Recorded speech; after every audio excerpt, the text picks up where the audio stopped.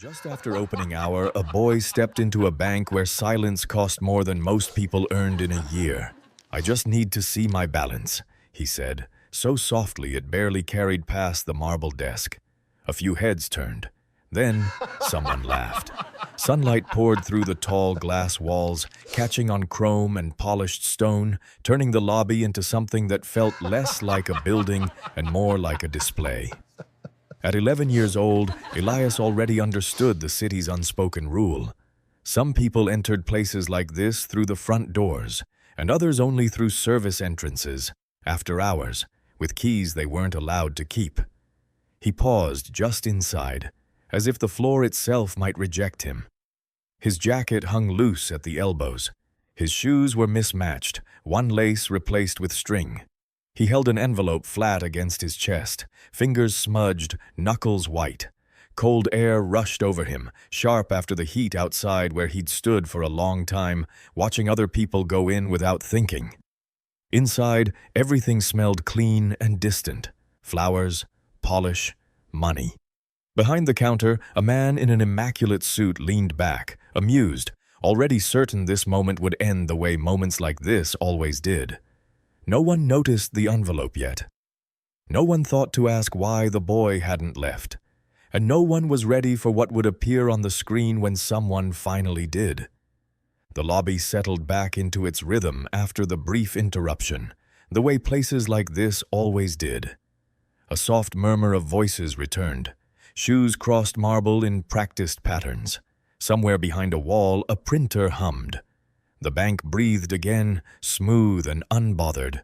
The boy stood where he had been directed, near a low leather chair that looked more decorative than functional. He didn't sit.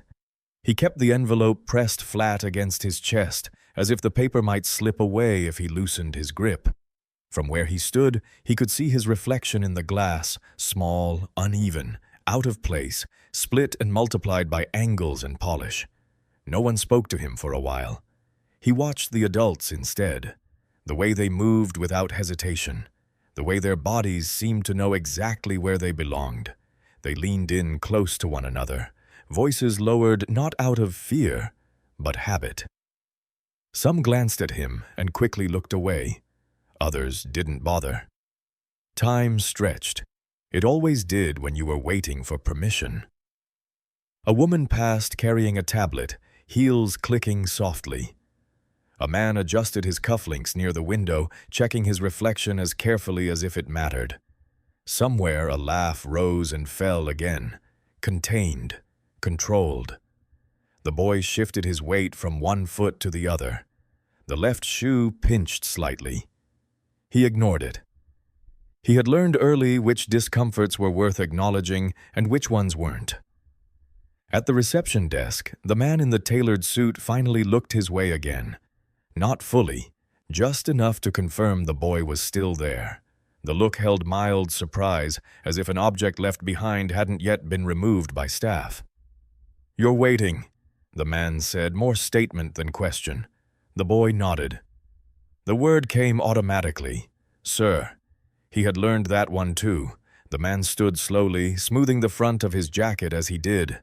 Everything about him seemed deliberate, even the pauses. He crossed the lobby with the ease of someone who had never been hurried by necessity. Up close, the boy noticed details he hadn't seen before. The faint scent of something sharp and clean. The watch that caught the light when the man lifted his wrist.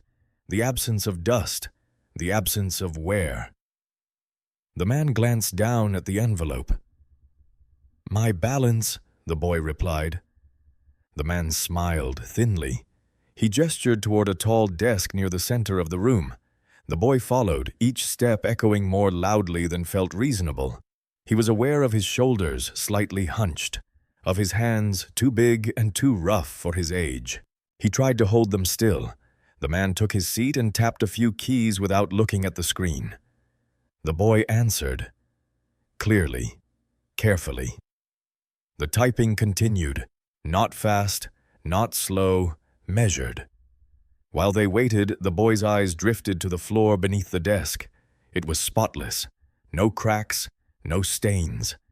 He wondered briefly what it would feel like to clean a place like this at night, when no one was watching, when everything was quiet again. "You're young," the man said, eyes still on the monitor. The man hummed softly, as if filing the information away somewhere unimportant. The boy hesitated. A pause, then a small, amused sound. The screen took its time loading. The man leaned back slightly, fingers resting on the edge of the desk. Around them, conversations slowed. Attention gathered, subtle but unmistakable, like air pressure changing before a storm.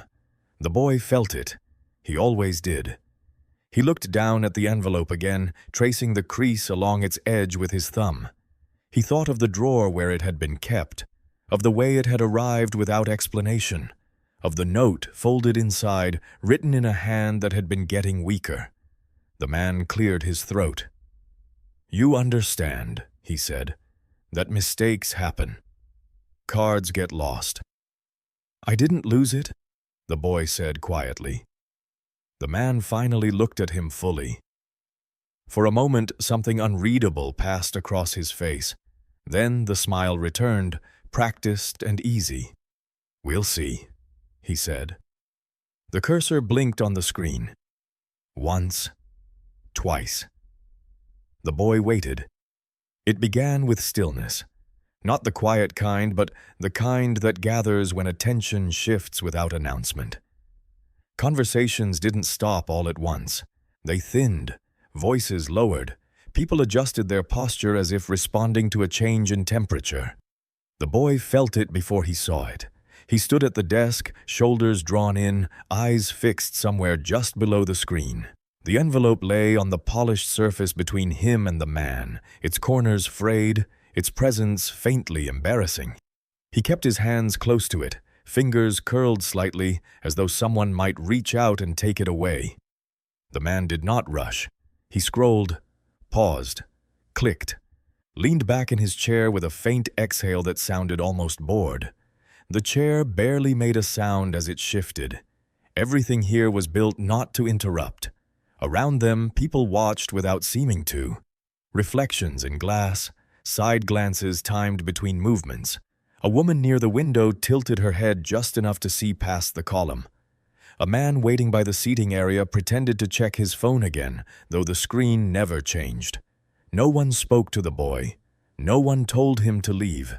He had never been in a place where attention worked like this. Back home, you were either noticed too much or not at all. Here it was different. Here, noticing came wrapped in politeness, in silence. The man tapped a key. "Still loading," he said lightly, as if the delay were a mild inconvenience rather than the center of the room's gravity. The boy nodded. He did not know what else to do. His fingers had started to shake, not badly, just enough that he noticed. He folded his hands together, pressing them between his knees. The leather chair beside him looked inviting, but he didn't sit. Sitting felt like asking for comfort he hadn't been offered. The man glanced up again. This time his eyes lingered. The boy didn't respond. "Cards passed along," the man continued. "Names borrowed." A soft chuckle came from somewhere behind them. It wasn't cruel. It was worse than that. It was entertained. The boy swallowed. He could feel his throat tighten, the familiar burn that came when words stacked up behind his teeth with nowhere to go. He stared at the envelope instead, at the way the paper bowed slightly where it had been folded too many times. "It's mine," he said. The man raised an eyebrow. Another pause. "Longer this time. And you don't have anyone with you," the man said. "No parent." The boy shook his head. He hesitated. Just a fraction. The question wasn't sharp, but it pressed anyway. "I didn't want to bother her," he said finally. It was true. And it wasn't. He didn't add anything else. He didn't say where she was, or why she couldn't come, or how long it had been since she'd stood anywhere like this. He kept his eyes down. The man studied him, perhaps expecting more. When none came, he leaned back again, fingers steepled loosely. "All right," he said. He turned back to the screen, typing with more purpose now. The clicks echoed softly in the open space, each one felt louder than the last. Time slowed. The boy became aware of small things he hadn't noticed before. The faint hum in the ceiling, the subtle vibration through the desk when someone walked past too closely, the way the light shifted as clouds moved outside, barely perceptible, but enough to change the color of the marble. His hands started shaking again. This time, he didn't try to stop them. "I just want to see it," he said. The man didn't look up. There it was again. The same sentence, simple, unchanged, as if repeating it enough times might make it safer. The man smiled faintly as though indulging a child's insistence. "You're patient," he said. A few feet away, someone cleared their throat. Another person shifted their weight. The air felt heavier now, as if the room itself were leaning in. The boy felt exposed, not in the way he did on the street where eyes skimmed past him quickly, uninterested. This was different. This was being examined, measured. He thought of the small apartment, of the way the floor creaked near the window, of the drawer where important things were kept together because there wasn't room to separate them. He thought of someone sleeping lightly, always listening, always tired. The man stopped typing. For a moment, nothing happened. Then the screen refreshed. The man leaned forward slightly. Not much, just enough to suggest that whatever he saw had his attention now. His smile didn't disappear, but it stiffened at the edges, like something held in place by habit rather than ease. The boy noticed. He didn't know why, but he did. He asked. The man didn't answer right away. He clicked again, scrolled, clicked once more. "No," he said finally. The words sounded rehearsed. The boy nodded, though his stomach had begun to knot. He pressed his lips together, tasting something metallic. His fingers twitched, then stilled. Around them, the watching intensified. The room had fully quieted now. No laughter. No murmurs. Only the distant sounds of the building doing its work. The man's jaw tightened almost imperceptibly. He straightened in his chair, then leaned back again, as if unsure which position suited him best. His eyes flicked to the boy, then back to the screen. The boy held his ground. He didn't move closer. He didn't step away. He stood exactly where he was, small and steady, his request unchanged. "I just want to check my balance," he said again. This time, his voice didn't shake. The cursor blinked. Once. Twice. And as the system continued to load, the man's smile began, slowly, to fade. The screen stopped blinking. At first, nothing else happened. No sound, no alert. Just a quiet change in posture so subtle it could have been missed. The man leaned closer. Not dramatically. Not enough to draw attention, just a few inches forward, as if his body had moved before his mind had caught up. His fingers hovered over the keyboard, no longer typing. The practiced ease that had carried him through the morning faltered, replaced by something slower, less certain. The boy noticed immediately. He didn't know what he was seeing yet, only that something had shifted. The air between them felt different. He held still, afraid that moving might undo whatever was happening. The man's eyes scanned the screen once, then again. A crease formed between his brows. His mouth opened slightly, then closed. The smile he had worn, so light, so assured, didn't vanish. It froze as if it had forgotten what it was meant to do next. Behind them, someone shifted in their seat. The sound echoed louder than it should have. The man clicked once, harder than before. The boy's heart thudded against his ribs. He felt suddenly aware of his breathing, of the way his chest rose too fast. He pressed his lips together, steadying himself. He asked. The man didn't respond. His gaze was locked on the screen now, pupils tightening, attention narrowing. Whatever he was reading required more than a glance. It demanded confirmation. He straightened, then leaned back again like someone testing the ground beneath their feet. His hand moved to the edge of the desk, fingers curling against the polished surface. "This can't be right," he murmured. The words were not meant for the room. They barely left his mouth. Still, the boy heard them. The boy asked again. This time, the man looked at him. Really looked. The boy felt the weight of it. Not the dismissive scan from before, but something closer to assessment, calculation. The man's eyes moved over him slowly, taking in details that had previously seemed irrelevant. The frayed cuff, the thinness at the wrists, the faint smudge on his cheek that no amount of rubbing had fully removed. Then the man looked back at the screen. Around them, faces had begun to change, not all at once, one by one.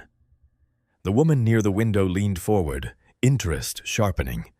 A man standing by the reception desk lowered his phone, eyes flicking between the banker and the boy. A quiet ripple moved through the lobby, not sound but attention. The man cleared his throat. He paused, as if waiting for the words to rearrange themselves into something more believable. The boy nodded, though his stomach tightened. He didn't ask what kind. He didn't ask how long. He had learned not to push when adults sounded like this. The man's fingers resumed typing, faster now. Less elegant. The smooth rhythm had given way to something more urgent. The screen refreshed again. This time the man didn't lean back. His shoulders stiffened, his jaw tightened visibly. A faint color rose along his neck, disappearing beneath the collar of his shirt. The boy saw it all. He didn't understand why it mattered, only that it did. The man inhaled slowly through his nose, then exhaled, longer than necessary.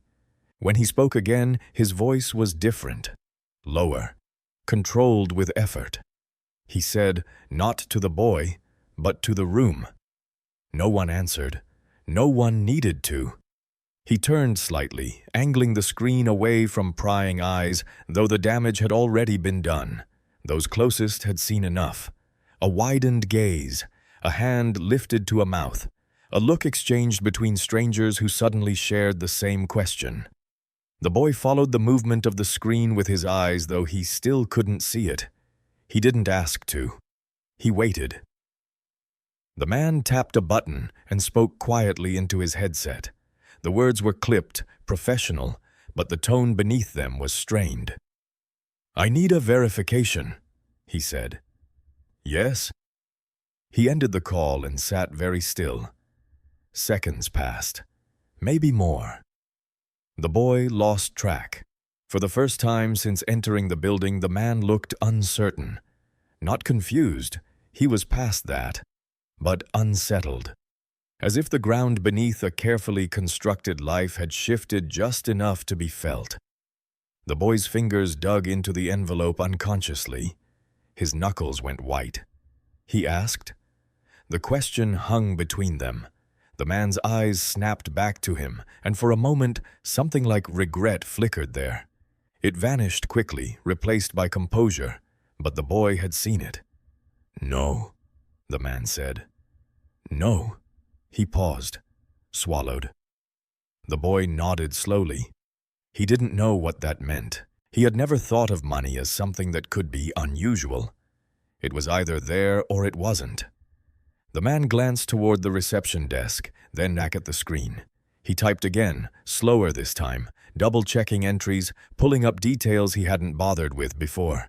His breathing had changed, shallow, measured. Behind them, the lobby had gone fully quiet.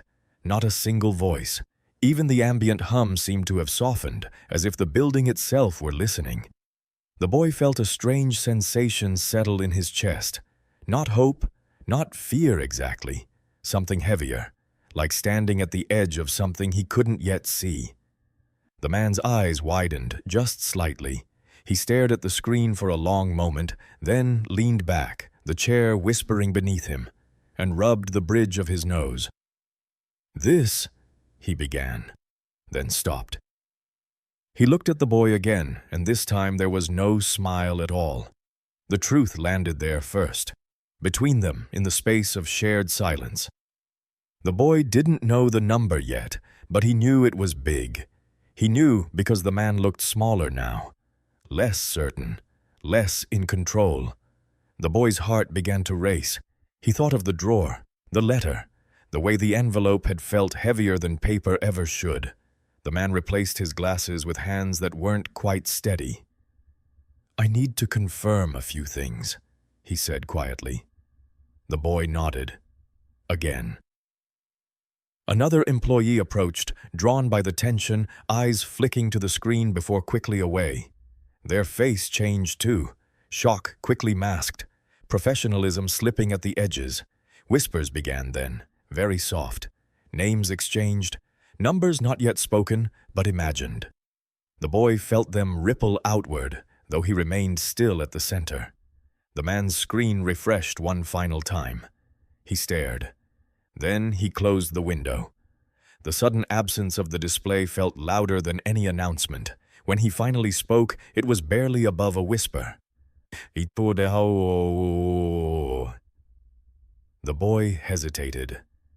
Just for a second. Then he nodded. As they moved away from the desk, the truth followed them.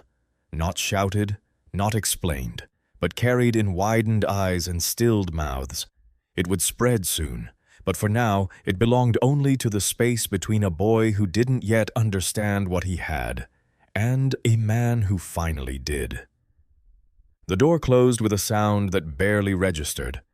The noise of the lobby stayed on the other side, the polished voices, the watching, the unspoken questions.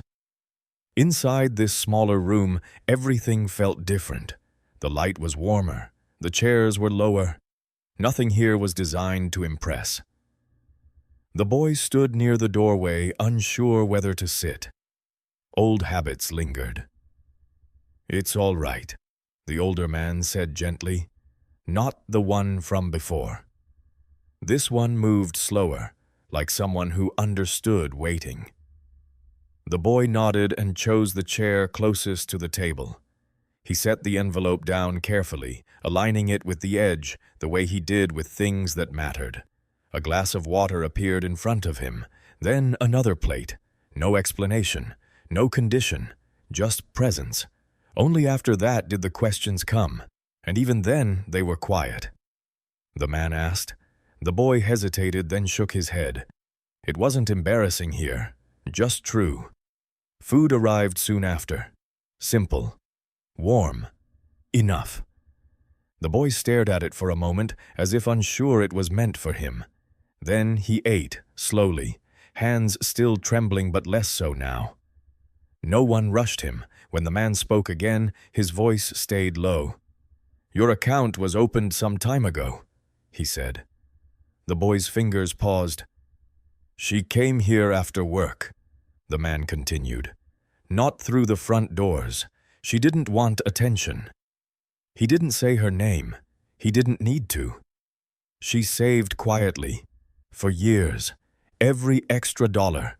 Every sacrifice. The boy swallowed. He felt the familiar tightening, but this time it didn't hurt as much. "The money isn't a reward," the man said. "It's a record of love, of planning." The boy looked down at his hands. They were steady now. He didn't smile. He breathed out. A long breath he hadn't realized he'd been holding. Outside the room, the world would keep moving. There would still be questions, complications, decisions to make slowly. But for this moment, there was safety. Before he left, the man asked one last thing. Not for paperwork, not for permission. The boy answered softly. The man nodded. When the boy stood to go, the future didn't feel solved, just lighter, possible. If you're watching this right now, wherever you are, tell us in the comments, who believed in you when no one else could?